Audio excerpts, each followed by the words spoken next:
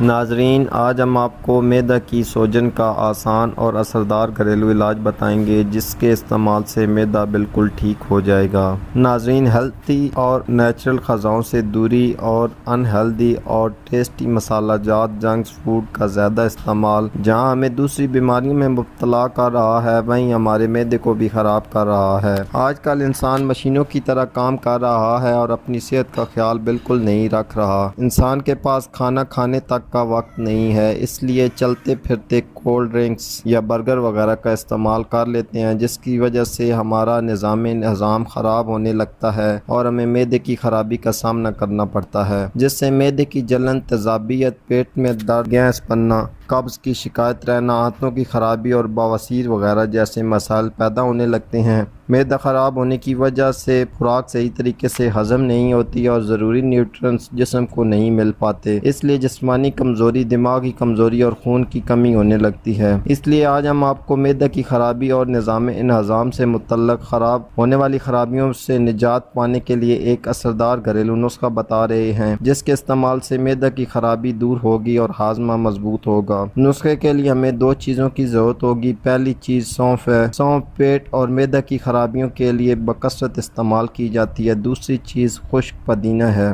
یہ ہاضمے کی خرابی کے لیے بہت ہی فائدہ مند ہے۔ دونوں کو ہم وزن لے کر باریک پیس کر مکس کر لیں، حسب ضرورت اس میں کالا نمک شامل کر لیں۔ اس کو صبح و شام کھانے کے بعد آدھی چمچ تازہ پانی کے ہمراہ استعمال کریں۔ اس کے چند دن کے استعمال سے معدہ کی خرابی دور ہو جائے گی۔ اس نسخے کے استعمال کے دوران گرم اور تلی ہوئی اشیاء سے مکمل پرہیز کریں۔ آج کے لیے اتنا ہی ناظرین، امید کرتا ہوں آج کی ویڈیو آپ کے لیے فائدہ مند ثابت ہوگی۔ اسی کے ساتھ اجازت چاہتا ہوں۔ اللہ حافظ۔